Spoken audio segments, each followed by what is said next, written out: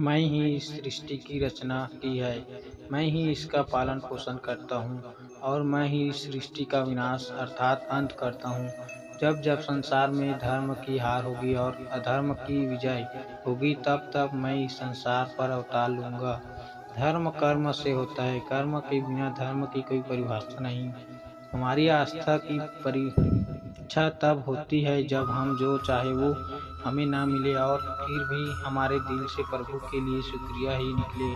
लोग अक्सर सच कहने से बचते हैं या डरते हैं, पर सत्य कभी नहीं छुप सकता और ना ही कभी मिट सकता है।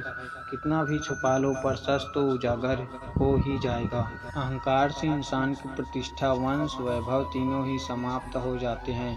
आत्मा अमर है, इसलिए मरने की चिंता कभी मत करो। आत्मा का अंतिम लक्ष्य परमात्मा से मिलन होता है। सत्य कभी भी नष्ट नहीं हो सकता। मौन सबसे अच्छा उत्तर है ऐसे व्यक्ति के लिए जो आपके शब्दों को महत्व नहीं देता। नर्क जाने के 3 द्वार हैं, काम, क्रोध और लोभ। कर्म करो और फल की इच्छा मत करो।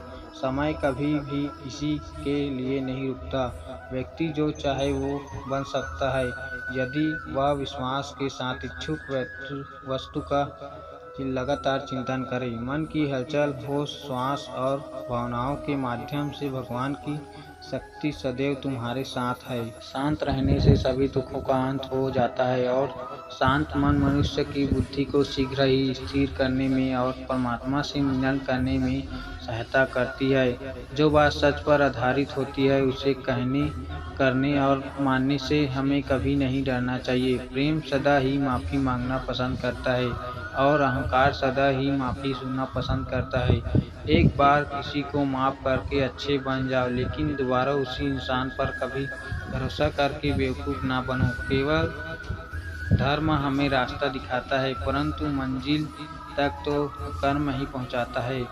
इंसान की इच्छा पूरी नहीं होती है तो उसका क्रोध बढ़ता है और उसकी इच्छा पूरी हो जाती है तो लोभ बढ़ता है।